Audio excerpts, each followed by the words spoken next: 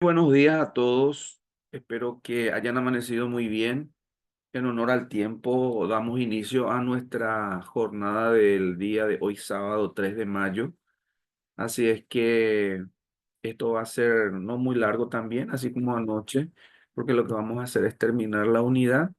Si hay tiempo, vamos a iniciar otra, pero queda todavía bastante de esta unidad, así es que vamos a tratar de resumirlo en estos minutos que tenemos hoy. Espero que me den retorno, en primer lugar, sobre la presentación y luego también sobre el audio, si les está llegando bien, por favor.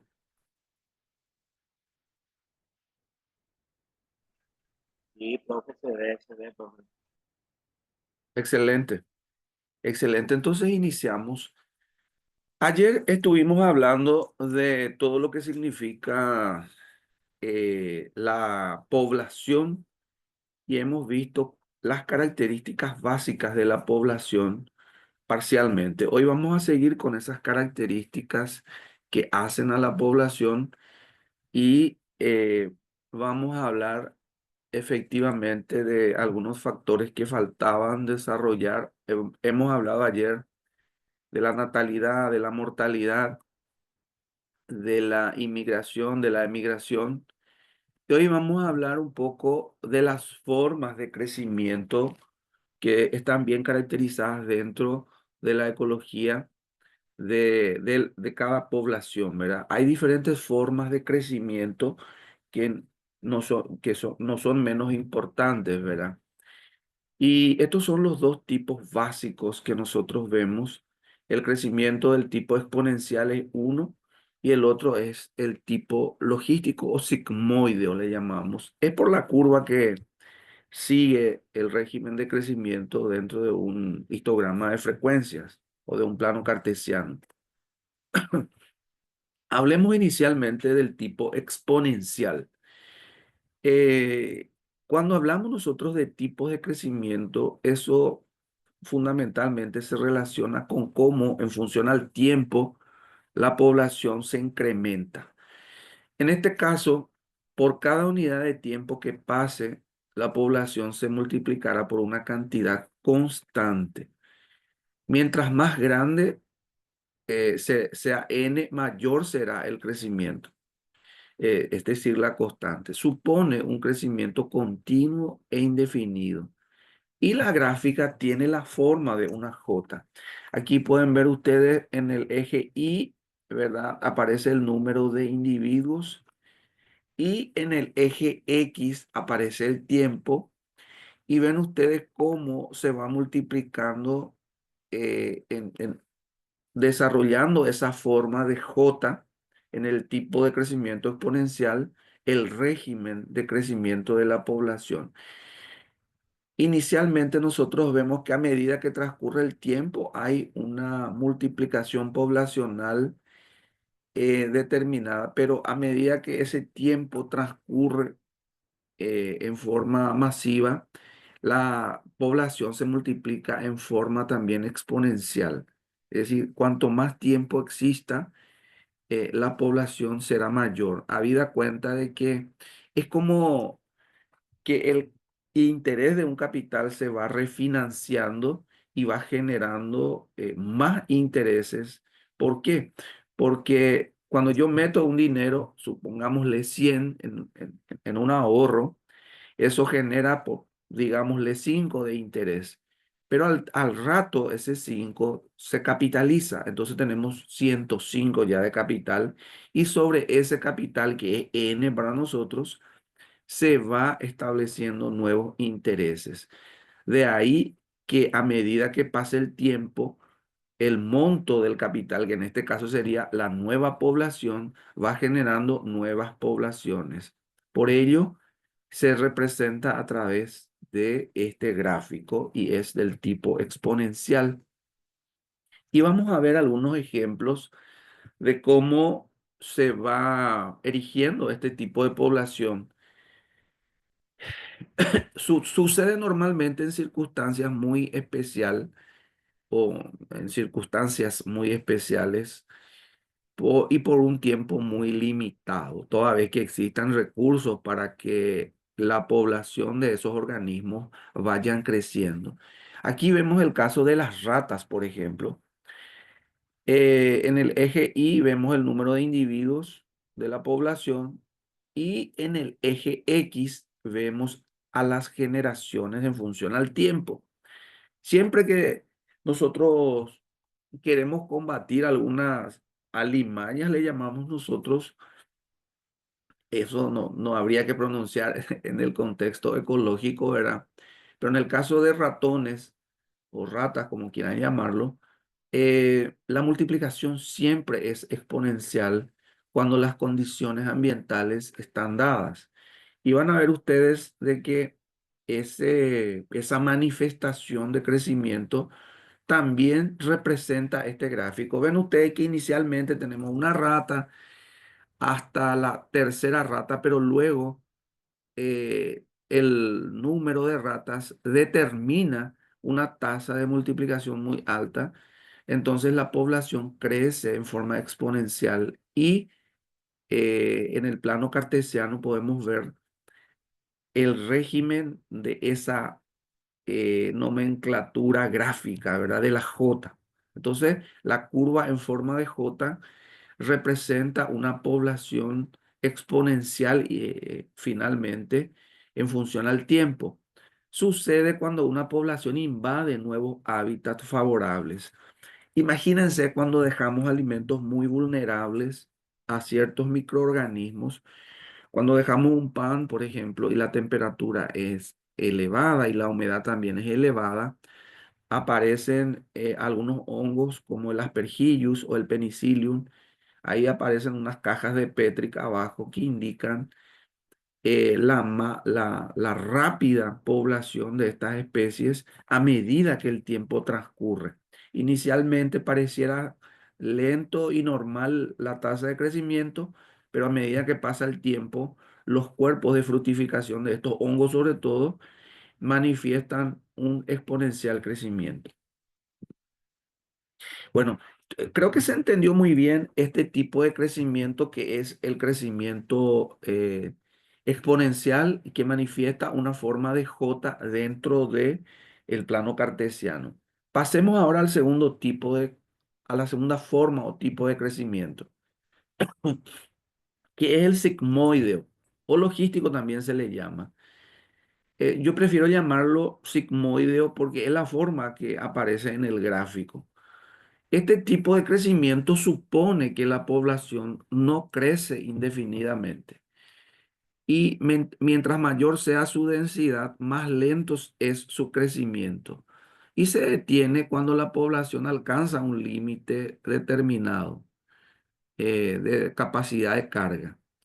¿Y por qué hablamos de esto? Porque en el caso de estas especies son bien diferentes las condiciones de exigencia para que la población crezca. Vamos a ver algunos ejemplos ahí.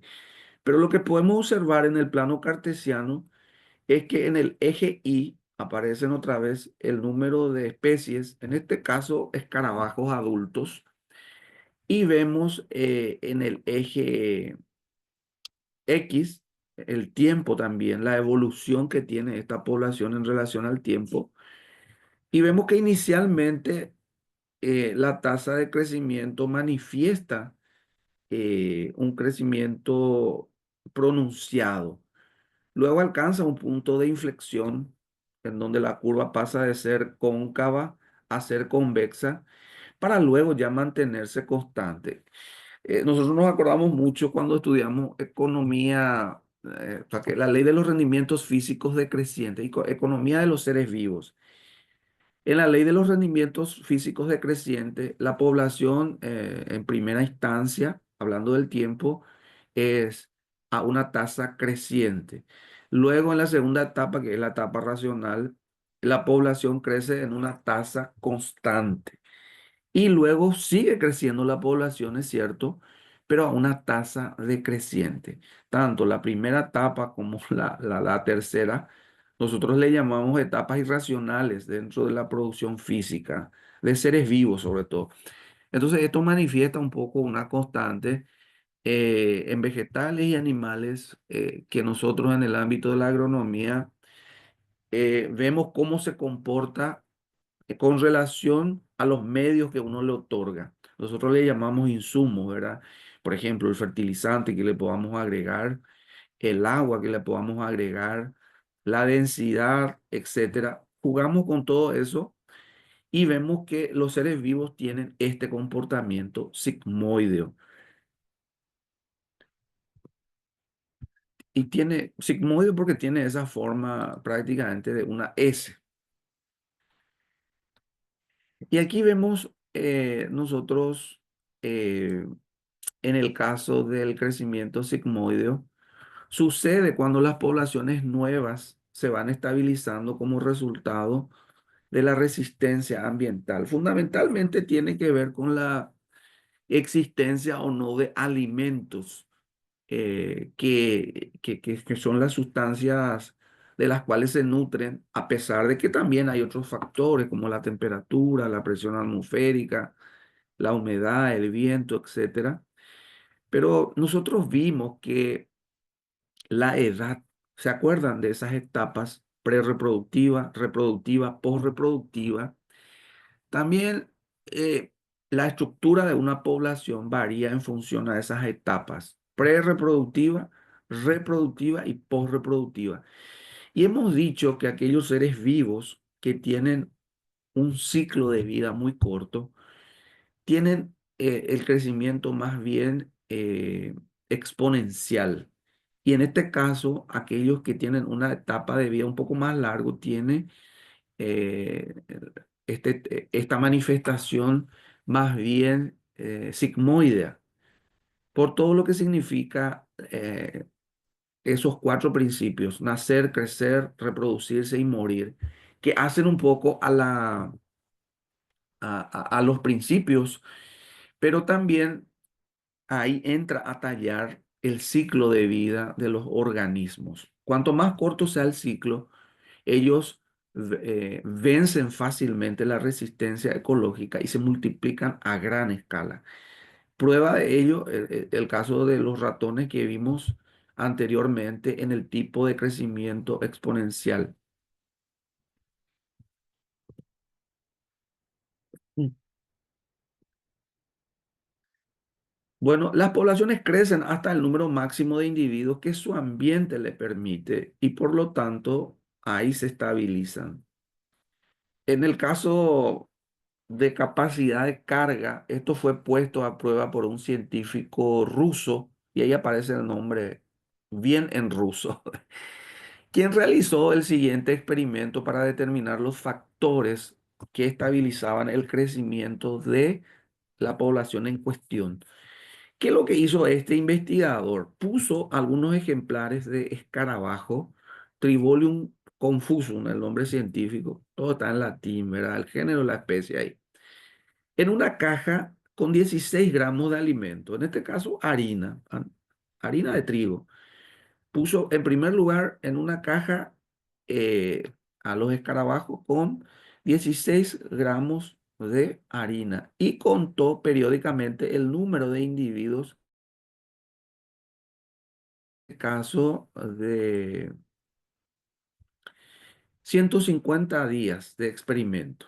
Reitero, en una caja con 16 gramos de harina puso a estos individuos durante 150 días.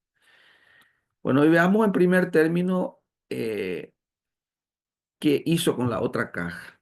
En la otra caja colocó también el mismo número de escarabajos, pero añadió más harina. Imagínense, 64 gramos, mucho más. 4 veces más que en la primera caja. Consecuentemente, el tamaño máximo que alcanzó la población de la primera caja fue de 650 escarabajos, mucho menos que en la segunda, en donde la población alcanzó 1.750 escarabajos. Parece obvio, ¿verdad? Es sentido común, pero sí, indica mucho eso. El experimento de Gauss permitió llegar a una conclusión muy simple, pero a la vez importante. Cada tipo de ambiente puede soportar una cantidad máxima de individuos. A eso le llamamos la capacidad de carga. En este caso, los dos ambientes diferían solo en un elemento, alimento, en referencia a la cantidad de alimento disponible. Este fue, por lo tanto, el factor responsable de la diferencia en el crecimiento de las dos poblaciones del escarabajo. Entonces, es un poco una prueba de que en este tipo de población típico, característico de los escarabajos, la cantidad o el volumen de alimento determina la tasa de crecimiento también. Y siempre experimenta esa curva sigmoidea, casi en una forma de S, ¿verdad? Bueno, ¿hay alguna consulta, alguna duda con relación a esto primero que hemos visto y que se refiere hoy, ¿verdad? Y a los tipos de población. Es fundamental que quede un poco claro de que estos tipos de poblaciones son fundamentales para nosotros conocer, el exponencial y el sigmoide. A ver, hay algo que se me pasó ayer y quiero volver a ver si aquí está. El patrón de distribución es otro elemento dentro de las características de la población que ayer creo que no pudimos desarrollar y hoy me interesaría que veamos. Hay un patrón de cómo la población se distribuye dentro de un territorio y es eso lo que quiero ver con ustedes ahora. Ese patrón es la descripción de la ubicación espacial y el área en la que se encuentran los individuos en este caso. Y indica en este caso la presencia o la ausencia de un organismo. Las formas de distribución pueden variar en el tiempo, ya que va a depender de las condiciones ambientales, el ciclo reproductivo, el clima y la habilidad de los organismos para llegar a ese lugar. Disculpen mi insistencia. Tengo retorno. Si me están escuchando, nomás quiero saber si me están escuchando, me están siguiendo. Sí, profe. Ok, Sí, sigo. profe. Excelente, excelente. Sí, profe. Bueno, al hablar de este patrón de distribución dentro de un ecosistema, sobre todo, vemos estas condiciones que tienen que ver entonces de las condiciones ambientales, del ciclo reproductivo, el clima y la habilidad de estos organismos para llegar hasta ese sitio o lugar. Se conocen tres tipos de distribución de la población. El primer tipo es el uniforme, también se le llama homogéneo, el patrón de distribución. El segundo tipo es el tipo de distribución agrupado o agregado, ¿verdad? Y el tercer tipo es el aleatorio, es casi al azar, azarosa o aleatoria también se le llama. Pero yo quiero que utilicemos un sinónimo nomás, un patrón uniforme, un patrón agrupado y un patrón aleatorio, para no confundirnos, ¿verdad? El uniforme, ven ustedes ahí cómo ocurre ese patrón de distribución. Casi es perfecta la distribución en el sentido geográfico. Existe una eh, geométrica distribución uniforme de los individuos como población en el territorio. En el otro caso, en el agrupado, existe un hacinamiento en una parte del territorio. No ocupan todo el territorio, más bien se hacinan en un lugar. Es una forma de decir se hacinan, porque lo que se hacen es agrupar en un lugar, no hacinar precisamente, pero no se distribuyen en forma equidistante, ocupando todo el territorio, se agrupan. Y en el otro caso, se distribuyen en forma aleatoria, es al azar. Y bueno, a ver si, no. Bueno, estos tipos de población quería ver. Yo creo que sí, ya tocamos todas las características que tienen que ver con la población. Me interesa y mucho que manejen estos modelos, ¿verdad? Después yo les voy a pasar algunos ejemplos de cada uno de los casos, ¿verdad? En donde van a ver que cuando ustedes ven algunos programas, Animal Planet y demás, eh, hay algunos felinos que se agrupan, ¿verdad? Que no tienen una distribución homogénea, pero tampoco es aleatoria, se agrupan. Se, en el caso, ¿y por qué se agrupan? Sobre todo también se agrupan algunos animales como eh, estos mamíferos que para defenderse justamente de algunos felinos se agrupan.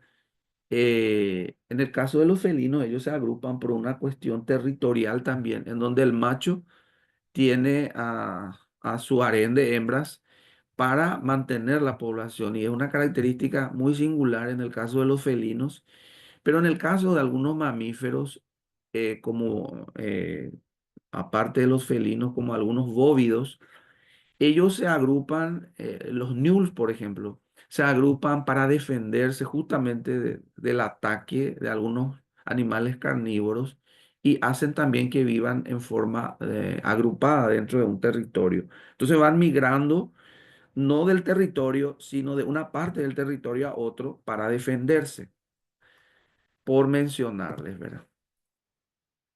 Bueno, ahora vamos a hablar de la interacción entre las especies.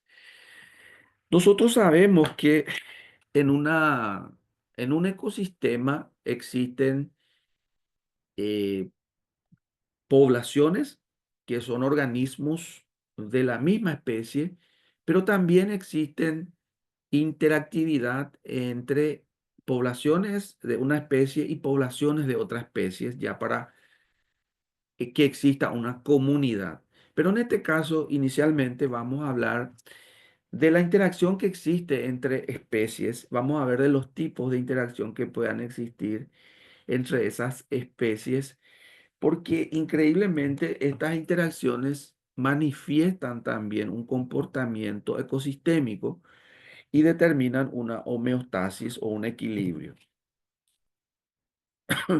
Las relaciones pueden ser interespecíficas o intraespecíficas, es decir, entre individuos de la misma especie o entre individuos de especies diferentes. Como hemos dicho ya, si vivimos en un hogar y tenemos diferentes roles en la familia, también lo tenemos fuera de la familia. El ejemplo que trato de dar un poco ahí, de que nuestra familia podría ser una población en donde vivimos individuos. Claro que no es el ejemplo más ortodoxo que digamos, pero para entendernos más, imaginémonos que la relación que existe en la familia es la intraespecífica y la relación que pueda existir con otras familias sería la interespecífica. En un ecosistema sucede lo mismo. Los sistemas vivos no se encuentran aislados, así como nosotros. Cada especie juega un papel o representa un papel en la comunidad. Es decir, tiene un nicho ecológico. Un nicho que es la suma de todas las actividades y las relaciones que los organismos realizan para asegurar y utilizar los recursos que existen en el medio y que son necesarios para la reproducción y sobre todo para la sobrevivencia. Ese es un nicho ecológico. Para lograr sobrevivir y consecuentemente establecer la reproducción, se establecen diversas formas de relaciones que por su naturaleza se clasifican en dos. Las relaciones entre los organismos de la misma especie, así como hemos dicho, que son las relaciones intraespecíficas y las que se establecen con individuos de diferentes especies o de otras especies y que son las relaciones interespecíficas. Y vamos a iniciar con las relaciones intraespecíficas entre organismos de la misma especie. Cooperación y competencia. La cooperación consiste en la relación de individuos de la misma especie que se unen para trabajar en equipo con fines reproductivos, de protección, comunicación y en general para la sobrevivencia. Ese es en el caso de la cooperación. Siempre existe ese tipo de interacción entre organismos de la misma especie. La competencia ya se origina cuando los recursos son limitados. En este caso, cuando los individuos utilizan un recurso común que se considera escaso en relación con la cantidad ya de individuos que vayan a precisar ese recurso, alimentos, por ejemplo. La competencia entre individuos de la misma especie, en este caso, se denomina competencia intraespecífica. Entonces hemos visto cooperación por un lado y por el otro lado competencia. Bueno, la relación, hablando ya de la relación intraespecífica, siempre tratando de dar algunos ejemplos, vemos el caso de la relación intraespecífica de cooperación y vemos de una relación intraespecífica de cooperación y familiares le llamamos. Esa es la nomenclatura. Relaciones de reproducción y de cuidado. Parentales monógamos, macho, hembra y cría. Y ven ahí, parentales monógamos, macho, hembra y cría. Viven prácticamente en esa comunidad al que le llama relación familiar. Es una relación intraespecífica.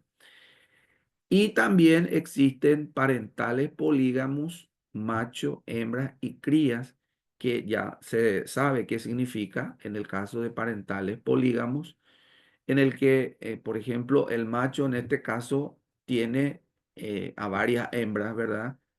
O puede ser al revés también, en el caso de parentales, porque las hembras eh, tienen, aparean con varios machos. Y las matriarcales, hembras con crías, ¿verdad? Entonces, parentales monógamos, parentales polígamos y las matriarcales que tienen que ver con hembras con crías, ¿verdad? Siempre hablando de la intraespecífica de cooperación, que es nuestra primera forma de interrelación de cooperación intraespecífica, hablamos también de las gregarias, sin relaciones de parentesco, pero con objetivos de protección mutua. Es que es el ejemplo que estábamos dando para defenderse sobre todo de condiciones adversas frente a depredadores o en búsqueda de alimentos también. Ahí pueden ver ustedes arriba el gráfico de algunos camellos que viven en comunidad o en forma gregaria o socializan ahí, se agrupan para realmente protegerse y por otro lado también para buscar alimentos. Y abajo vemos la fauna agrícola ya de estos peces pequeños que normalmente se alimentan de algunos microorganismos que rodean a este animal grande, ¿verdad? Al pez más grande. Y luego tenemos las estatales, en donde hay división del trabajo entre los individuos que integran estas poblaciones, creando una dependencia muy estrecha que ningún individuo, en este caso de las abejas, podría vivir aislado. Este caso de las abejas se convirtió y hasta hoy se sigue convirtiendo en un misterio maravilloso de cómo estas himenópteras viven, estas abejas, la capacidad tremenda organizativa que tienen. Le llamamos estatales, de hecho que no le parece a ningún estado que yo conozca. Es tan perfecta la asociación que existe y las castas que ellos tienen y también la disciplina que manejan dentro del colmenar, en este caso de las abejas. Ustedes ven ahí que cada tipo de abeja tiene un trabajo específico. Está la reina, que es muchos dicen que es la más privilegiada, pero tiene una labor tremenda. Están las obreras, están los zánganos, etcétera, que conforman una colonia y es el ejemplo en este caso de una relación intraespecífica de cooperación y que son el tipo estatal. Luego Otro tipo de cooperación intraespecífica entre organismos de la misma especie tiene que ver con las coloniales. Y se habla de colonias ya en este caso. La población de individuos unidos físicamente entre sí forman un organismo común. En el caso de, ahí aparece algunas poblaciones marinas, ¿verdad? Podemos hablar también de las bacterias que tienen una relación colonial. Ustedes saben que siempre que ya tenemos que tomar un antibiótico por alguna infección dada, los médicos nos recomiendan que lo hagamos exactamente en el tiempo definido, ¿verdad? Y sabemos que eso tiene que ver por las colonias que forman las bacterias, sobre todo, habida cuenta de que la multiplicación es por bipartición y forman colonias. Y esas colonias tienen un tipo de crecimiento justamente exponencial.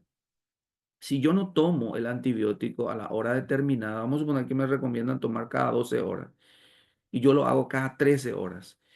El volumen de colonia a eliminar prácticamente representa un volumen en demasía para la insuficiencia del antibiótico que yo tomé a lo mejor media hora o una hora después. Eso hace que prácticamente el antibiótico que yo haya tomado sea insuficiente para controlar el volumen colonial de la multiplicación por bipartición que dio estas bacterias, por ejemplo. Por ello hay que, pero tampoco antes, ¿verdad? Pero en el momento determinado es bueno consumir eh, el antibiótico, pero lo que se trata de interpretar en esto es que el volumen de población a eliminar cada cierto tiempo está en condescendencia con el principio activo que yo voy a consumir, que es el antibiótico y que tiene una dosis determinada para controlar eso. Entonces es la única manera de poder un poco eliminar, en este caso, la infección por acción de las colonias que forman, en este caso del ejemplo, las bacterias. Y ese es un tipo de interacción intraespecífica de cooperación, las coloniales también. Y ahora vimos todo, las coloniales, las estatales, las gregarias y las familiares. No se olviden, por favor, de esto. Familiares, gregarias, estatales, coloniales. Y ahora vemos la relación intraespecífica, pero ya de competencia. Es diferente. En el primer caso, estamos viendo el tema de eh, cooperación, pero ahora en este segundo caso, en este segundo tipo de interacción entre organismos de la misma especie, vemos ya la relación intraespecífica, pero de competencia entre organismos de la misma especie. Estamos hablando de lo que vaya a ocurrir en una población que tiene que siempre que tiene organismos de la misma especie. Hablamos del territorio. La territorialidad es un tipo de relación de competencia, inclinación que tiene cada individuo de la población a ocupar ese espacio que supuestamente le corresponde y lo defiende de los demás individuos de su especie. Siempre vemos que hay pelea, ahí aparecen los equinos, ¿verdad? En pelea. Eh, vemos ahí unos equinos que están eh, seguramente que son machos, ¿verdad? En pelea por el territorio y quieras o no, uno de ellos gana y se queda con el territorio y el otro abandona, a no ser de que perezca inclusive, porque hay luchas que muchas veces significa la muerte de uno de los individuos para que uno de los que gane quede con el territorio, ¿verdad? Más abajo vemos ahí unos rinocerontes o hipopótamos, creo rinocerontes, también luchan por el territorio. Bueno, ese es el tipo de competencia entre las especies, normalmente es por el territorio. Puede ser también por alimento, ¿verdad? Se da también por alimento y hay luchas entre organismos de la misma especie por alimento, pero casi es improbable que eso ocurra porque increíblemente hay una memoria dentro de la cadena trófica que garantiza la coexistencia de las especies por alimento, no así por territorio. Ahora vamos a ver relaciones interespecíficas entre organismos de especies diferentes ya. Y ahí aparece el gráfico, una cebra y un león siguiendo a la cebra, ¿verdad? Un carnívoro siguiendo a un herbívoro es parte de la cadena trófica siempre. Y vamos a ver, aquí no se asusten, aparecen algunos nombres que seguramente van a decir, bueno, ¿por qué estos nombres? Bueno, es la forma más sencilla de simplificar un poco la interpretación de los tipos de relación. Y vemos el título grande de arriba, dice relaciones interespecíficas entre organismos de diferentes especies, es decir, entre poblaciones diferentes. En primer lugar, voy a citar los tipos de relación. La primera relación es ahí donde aparece el cero entre paréntesis, uno de los organismos de una de las especies ni se perjudica ni se beneficia. Es neutral para ese individuo la asociación o la relación. Y para el otro individuo es negativo. Imagínense una relación en donde uno ni se perjudica ni se beneficia, pero una de ellas se perjudica. Suele ocurrir este tipo de relación inclusive entre las personas, ¿verdad? Aunque somos de la misma especie. Relación en la que una se beneficia, está con más entre paréntesis, y cero entre paréntesis significa que le es indiferente la asociación. Esta es mejor, ¿verdad? En donde una se beneficia y la otra ni se beneficia ni sale perjudicada. La otra relación es inversa, ¿verdad? Una se beneficia y la otra se perjudica. La penúltima es una relación óptima en la que ambas se benefician y ahí vemos de que existe prácticamente una sinergia porque ambas se benefician. Y la última es en donde la asociación es pésima. Ambas, una y otra especie, salen perjudicadas de la relación. Bueno, y vayamos por parte, vamos a ir citando y lo vamos a ir explicando cada una de estas formas de relacionamiento. En primer lugar, vemos la antibiosis. Antibiosis, que es un tipo de relación, vamos a citar ahora y lo vamos a explicar. Luego tenemos el amensalismo. Son dos tipos de relación, tanto la antibiosis como el amensalismo, dos tipos de relación en donde una sale perjudicada y a la otra le es indiferente la relación. Luego, la relación en donde una sale beneficiada y a la otra le es indiferente la relación son varias. En primer lugar, tenemos la epibiosis, epi sobre, biosis forma de vida, ¿verdad? Luego tenemos la tanatocresis. Cuando hablamos de tanato, hablamos ya de cadáver. Y vamos a ver a qué se refiere, tanatocresis. Luego tenemos la foresia. Luego tenemos el comensalismo y el inquilinismo. Son relaciones en donde una de las partes, una de las especies, se beneficia y la otra ni se perjudica ni se beneficia. Le es indiferente a la otra parte. Luego la otra relación en donde una sale beneficiada y la otra perjudicada, la relación inversa, tenemos la relación de depredación, que fue la foto que vimos a inicio, ¿verdad? La de la explotación y la del parasitismo. Luego tenemos la relación óptima en la que ambas salen beneficiadas, simbiosis y mutualismo. Y finalmente la pésima, la peor, la competencia. Y hablemos en primer lugar de esa relación simbiótica en la que una sale perjudicada y a la otra le es indiferente. Imagínense esta relación. Y se llama antibiosis. Viene de antibiótico, ¿verdad? Es una interacción biológica que consiste en la imposibilidad de vivir unos organismos en las inmediaciones de otro debido a que estos secretan, en este caso, una sustancia que es el antibiótico que provoca la muerte de aquellos. Este tipo de interacción es muy común entre insectos y aquellas plantas hospederas de las que se alimentan normalmente. Y acá aparece dentro de una caja de Petri, nos sale también la foto, el hongo penicillium. Siempre vemos, no, no está bien la foto, ¿verdad? Pero vemos unos corpúsculos que son los cuerpos de fructificación de un hongo con unas cabecitas negritas.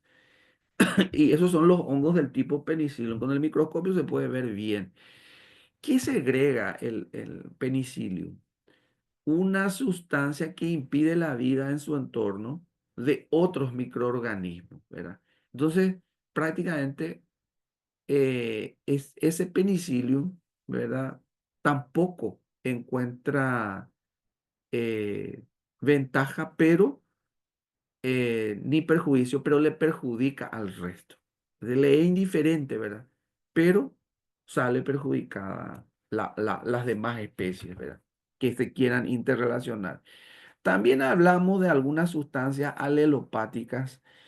Eh, Normalmente hay un vegetal que se llama acebén, que es muy parecido a la avena. Y existe una suerte de sustancia que excreta para que otras especies no puedan desarrollarse a su alrededor, pero normalmente eso ni le beneficia ni le perjudica. Pudiera inclusive salir beneficiada si no tuviera esa sustancia, pero es una sustancia que excreta o secreta como para que le pueda eliminar a las otras especies. Por eso no se recomienda mezclar muchas veces porque tiene esa sustancia alelopática, ¿verdad? Le es indiferente, pero es una sustancia que secreta. Lo mismo, el mango, por ejemplo, tiene una sustancia, la gente dice, bueno, el mango secreta una sustancia ácida, las hojas verdes sobre todo. Por eso debajo del mango difícilmente crezca a largo plazo a otra gramínea, por ejemplo. Aunque hay algunas especies resistentes, ¿verdad? Pero la mayoría de las especies no crecen fácilmente debajo del mango. El otro tipo de relación, siempre hablamos de una relación en la que una es neutral y la otra sale perjudicada, es el caso del amensalismo. Es un tipo de relación entre especies que se caracteriza porque uno de los individuos que interacciona sale perjudicado, mientras que el otro, perteneciente a la otra especie, ni se perjudica ni se beneficia. Y hablamos de la secoya, que es un árbol que no existe dentro de nuestras latitudes. Allá por Canadá, parte de Estados Unidos, existe. Puede llegar a ser tan alta y frondosa que no deja pasar el sol. Y este hecho, ¿qué hace? Que muchas de las plantas que podrían crecer en el bosque no lo hagan por la falta de luz. Estas plantas salen perjudicadas, las que no pueden crecer, mientras que a la secoya eh, no le perjudica ni le beneficia. Esto no es que le beneficie, no es que sean competencia de estas especies, porque nosotros vemos que hablamos del sotobosque cuando vemos esos pequeños arbustos que crecen dentro del bosque, a eso le llamamos sotobosque. No le perjudica, al contrario, le pudiera beneficiar.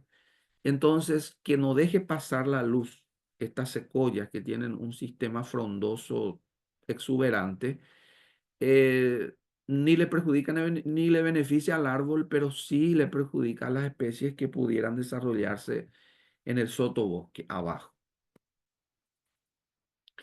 Bueno, y aquí vemos algo muy simpático. Al ver la foto se van a reír ustedes, ¿verdad? Esta aparentemente es una tortuga que tiene un buen arreglo ahí, pero son especies que se desarrollan sobre este organismo en el que ya la relación para uno es positivo, pero para el otro ni le perjudica ni le beneficia y se llama epibiosis. Epi es sobre y biosis es una forma de vida.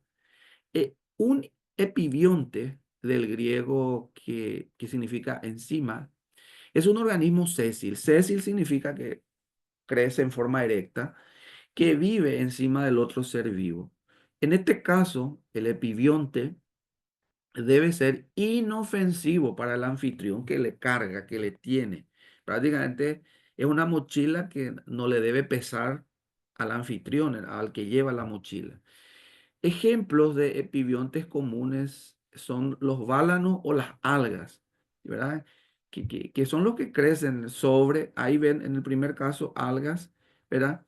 Muchos de los cuales viven en la superficie de organismos marinos más grandes, como ballenas o tortugas marinas, o plantas litorales, como en el caso de los manglares, ¿verdad? Y ahí pueden ver el ejemplo de algunos bálanos y de las algas también, que son epibiontes, que son organismos que viven sobre otras especies, beneficiándose pero no perjudicando a en este caso a su inquilino. Hablando ya de una relación siempre en donde uno sale beneficiado y para la otra es indiferente, hablamos de la tanatocresis. Consiste en el aprovechamiento que realiza una especie de restos. Al hablar de restos, claro que la otra especie ya no vive, pero son sus restos lo que utiliza la especie que sale beneficiada. Excrementos, esqueletos o cadáveres de otra especie. ¿Para qué? Para protegerse, o le puede servir a estos también de herramientas. Y vemos ahí el ejemplo del cangrejo ermitaño que protege su abdomen introduciéndose, en este caso, en una parte de la concha vacía de un caracol. Utiliza esa parte, esa estructura ya en, que ya no tiene vida, pero que le correspondía a otra especie cuando vivía, y le beneficia en este caso al cangrejo ermitaño, ¿verdad? Y después vemos al ave ahí utilizando parte de algunos de algunas otras especies para realizar algunos movimientos mecánicos, sobre todo para combatir otras especies. Puede ser una serpiente o puede ser también para conseguir construir su nido o algunas otras labores que pueda realizar esta ave que vemos ahí. La otra relación siempre en donde una sale perdón, beneficiada y la otra sale indiferente es la foresia. La foresia es un tipo de relación interespecífica en la que uno de los individuos de las especies sale beneficiada, pues logra ser transportado por el otro, mientras que el otro individuo ni se beneficia ni se perjudica. Es de hecho un caso particular de comensalismo, ¿verdad? La foresia. Y vemos en el caso uno, en el ejemplo uno, el tiburón y la rémora. Las rémoras se agarran o se toman o se adhieren a los costados de de los tiburones mediante las ventosas que hacen que se peguen por prácticamente por el epitelio del cuerpo del tiburón, y son transportados sin esfuerzo hasta zonas más lejanas de los océanos.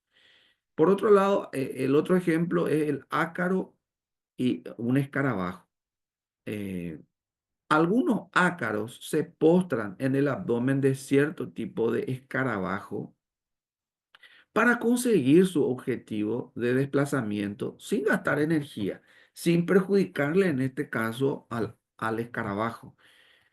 Y son pequeños, por supuesto. Siempre tienen que ser más pequeños estos organismos para, en primer lugar, para no ser inofensivos. Aunque en el caso del parasitismo van a ver que sí son ofensivos los organismos pequeños, pero en este caso son pequeños e inofensivos para el anfitrión.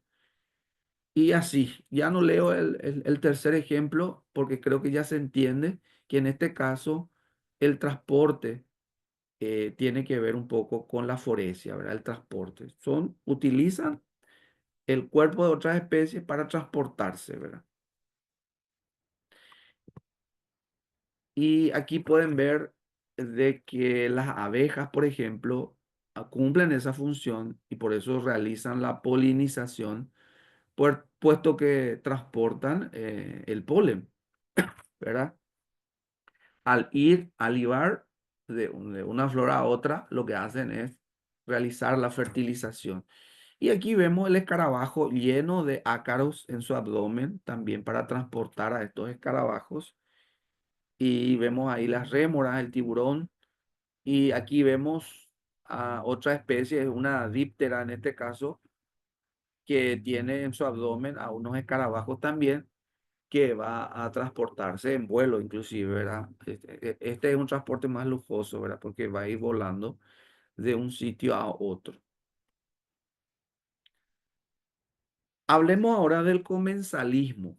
Es una interacción biológica en la que una especie obtiene un beneficio, mientras que a la otra le es indiferente. Originalmente fue utilizado el caso del comensalismo para describir el uso de la comida de desecho por parte de un segundo animal, como el caso de los carroñeros que siguen a los animales de caza, la hiena, por ejemplo, o los cuervos o algunas especies que se alimentan de carroña.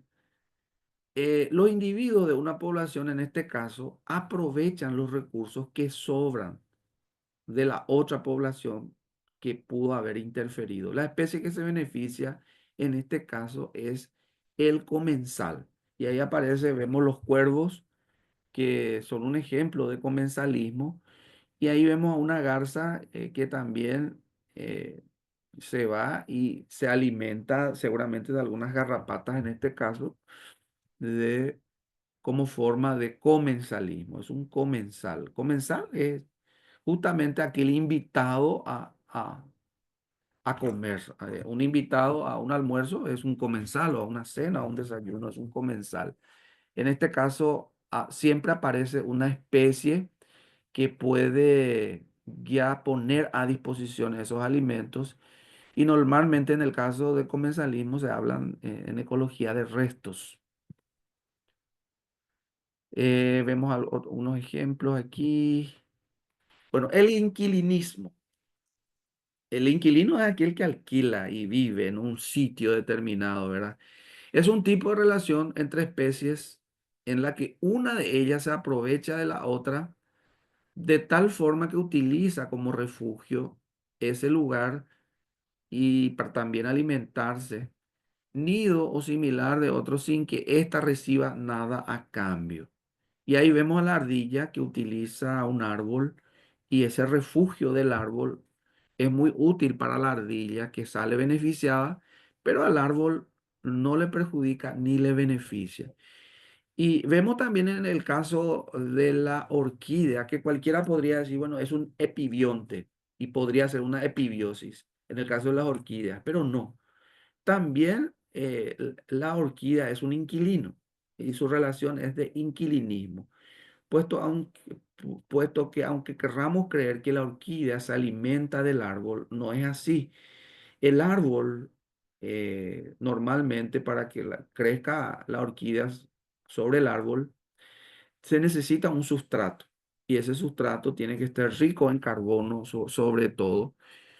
Y ahí es donde la orquídea crece. Cuando nosotros vemos unos cables y sobre esos cables crecen esas pequeñas orquídeas, también es un inquilinismo.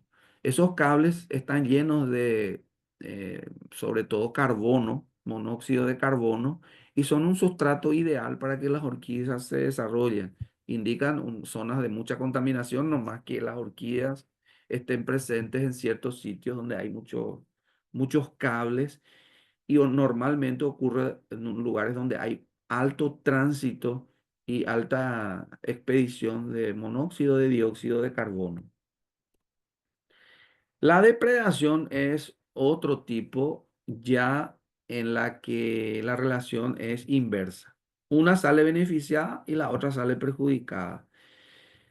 Es una relación en la que un individuo de una de las especies, el depredador en este caso, se beneficia, caza a otro individuo que es la presa y que normalmente se perjudica para, en este caso, la subsistencia del primero.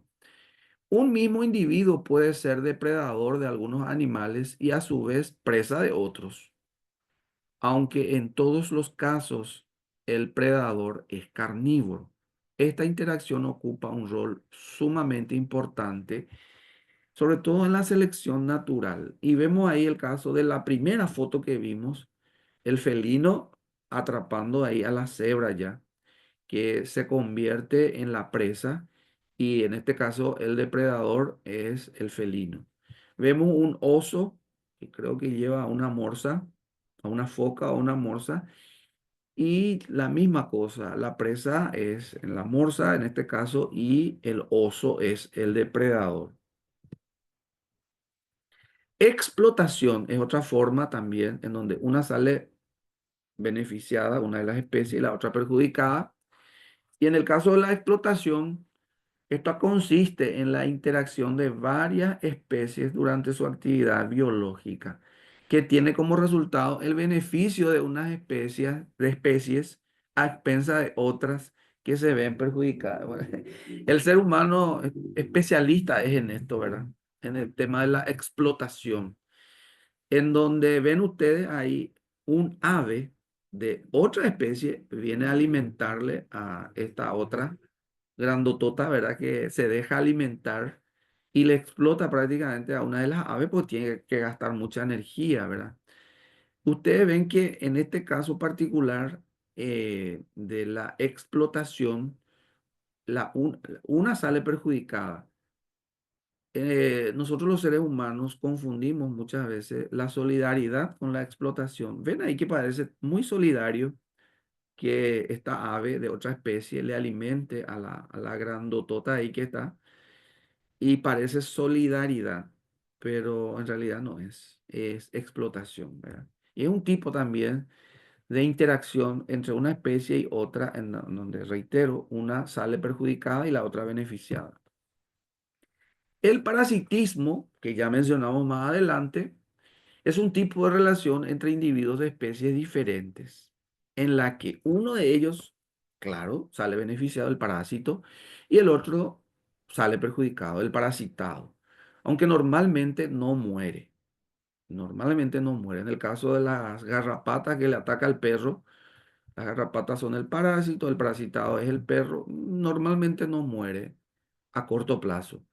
¿Cómo sucede en los casos de depredación en donde sí hay muerte? Tipos de parásitos ahí aparece. En función de su localización pueden ser endoparásitos o ectoparásitos. Y endoparásitos, las garrapatas son ectoparásitos o las pulgas. Están por fuera del cuerpo del parasitado.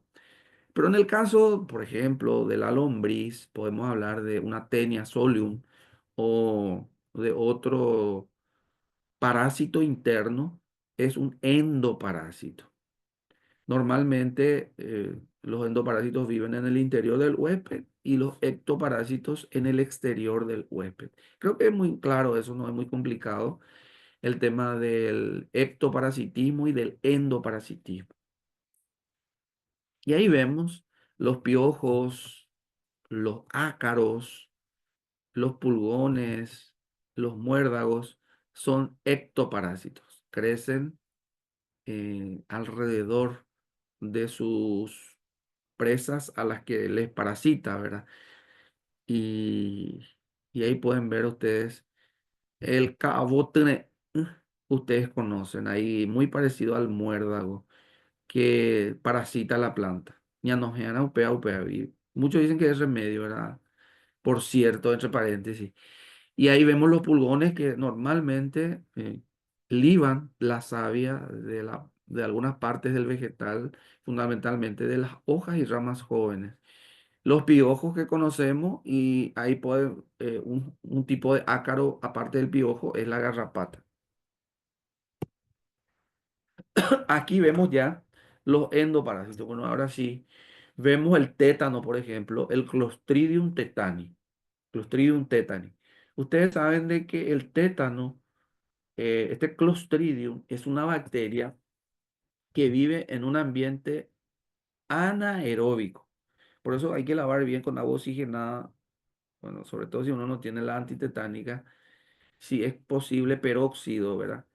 La herida cuando le toma, porque el Clostridium es una bacteria que necesita un medio sin oxígeno.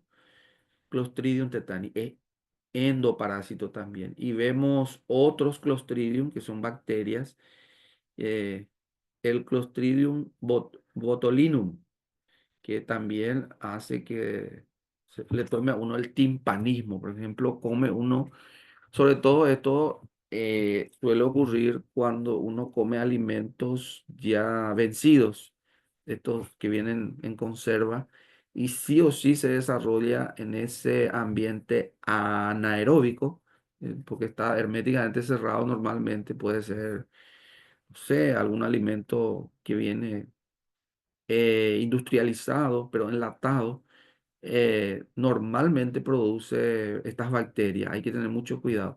Tenia, que es una lombriz solitaria, le llamamos la tenia. Y aparecen los virus también, no como microorganismos, pero sí como endoparásitos, que hoy en día parece que el nuevo, el nuevo lenguaje es la tos, ¿verdad? Todo el mundo tenemos tos.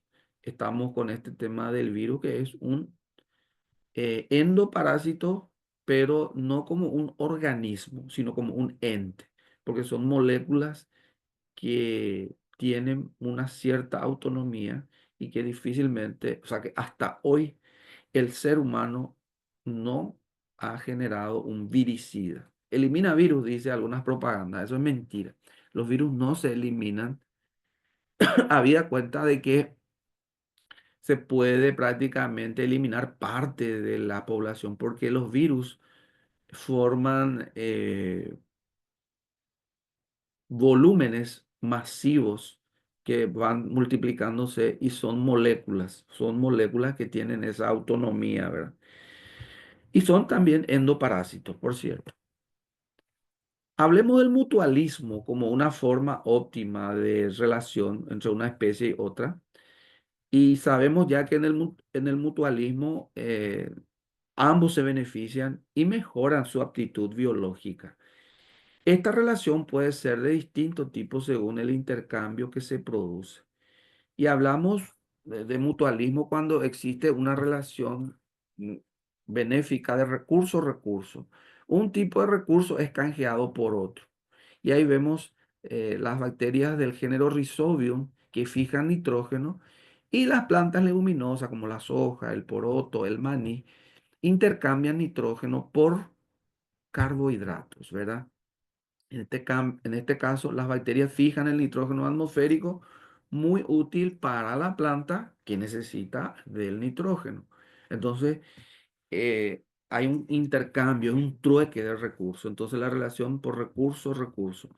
Y también hay un tipo de mutualismo que tiene que ver con servicios y recursos naturales. La polinización es un servicio que hacen las abejas al reino vegetal que hay que valorar en demasía, donde el néctar o polen son intercambiados por el servicio de dispersión del polen. Hemos visto que transporta las abejas con sus patitas el polen de una flor a otra y producen la fertilización. Otro ejemplo es el de las hormigas que protegen a los pulgones de sus depredadores. Y es un servicio a cambio del rocío de miel o mielada que dejan estas hormigas, ¿verdad? Para los primeros, los pulgones. Veamos el otro tipo de relación. El último tipo, creo que ya es el último, ¿verdad? En este caso de mutualismo, es la relación servicio-servicio entre la anémora de mar y el pez payaso. Vemos ahí el pez payaso con su atuendo de que simula un poco lo del payaso, ¿verdad? Y la anémora que es ese componente que está dentro de la fauna marina, de la flora marina, intercambian servicios de protección. Normalmente este pez viene y se protege dentro del entramado de la anémora. Ahí está, explica lo de las hormigas. Hablemos ahora de la competencia a ver, específica. Bueno,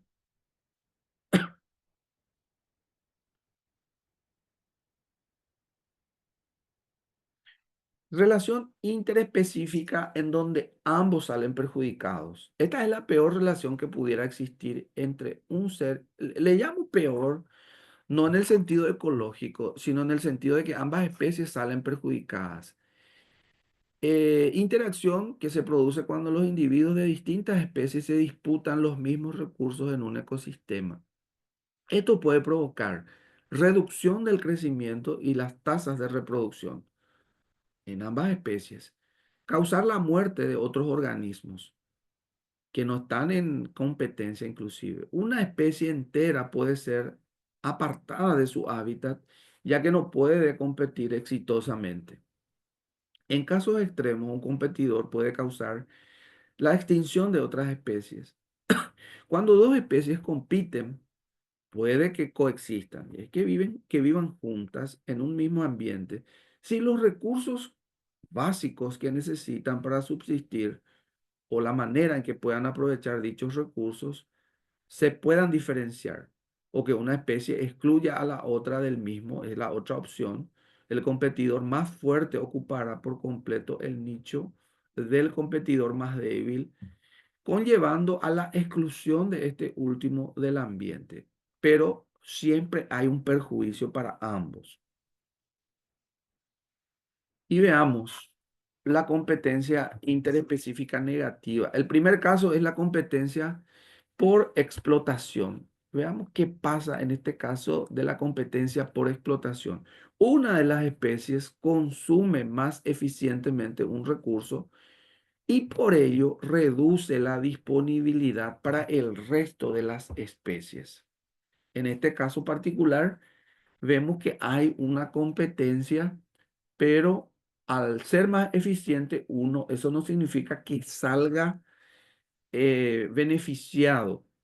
Más bien existe una explotación por sobre el otro, puesto que los recursos son limitados. Competencia por interferencia. Una especie interfiere directamente en la obtención de alimento del otro. La supervivencia o la reproducción de un miembro de otra especie por medio de actos de agresión o de otro tipo de acción, o cuando directamente impide su asentamiento en una parte del nicho o del hábitat en este caso. Y vemos ahí el cuervo y la hiena, ambos normalmente suelen actuar de comensales, porque aparecen en el comensalismo, pero en este caso tienen una competencia de interferencia, porque ambos tienen la misma presa en cuestión y entonces normalmente la hiena es la que sale eh, ganando la batalla, pero también perjudicada porque hay una competencia, hay una lucha, hay una pérdida de energía también. Aparecen algunos ejemplos de interferencia, ven ahí la especie de carnívoros que compiten los felinos por el territorio de caza o por el alimento también, dos especies que compiten por el alimento. Y vemos algunas aves también que dice de las zonas de alimentación de las 5 especies de pájaros en los abetos, que son los árboles, están repartidas, minimizando el solapamiento de los nichos ecológicos. Entonces se perjudican, compiten, pero se perjudican por interferencia. Bueno, creo que por hoy hemos culminado. A ver un poco si puedo esto.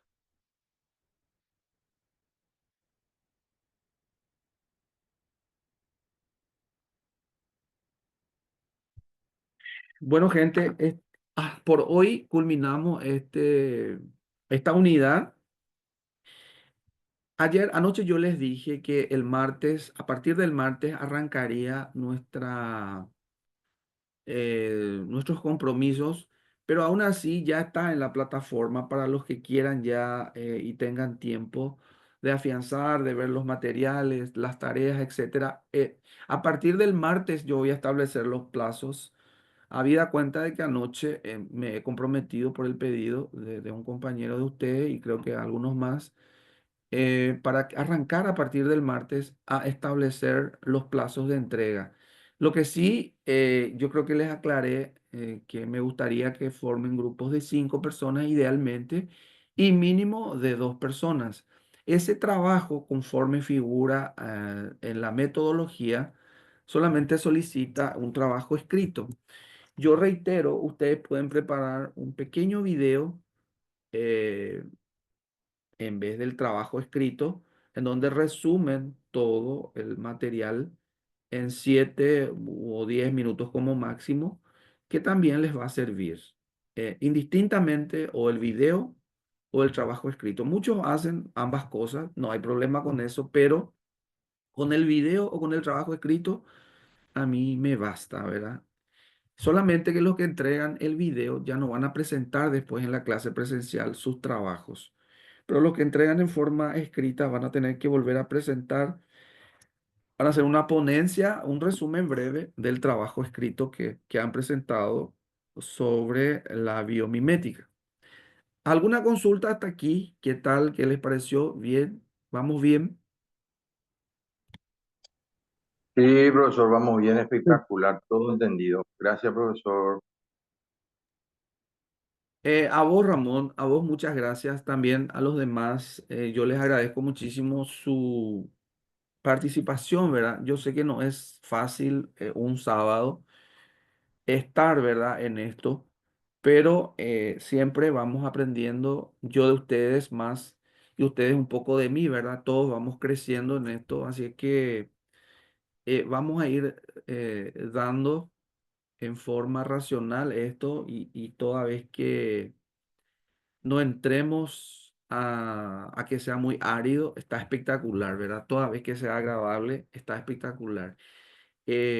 Yo les digo que la vida es muy breve como para que nos aburramos fuera de tiempo, ¿verdad? Aprovechemos el tiempo y que por más de que muchas cosas son bien complejas y bien extensas, que sea agradable. Eso es importante, que sea agradable, que no precisamente significa que sea placentero, que es diferente.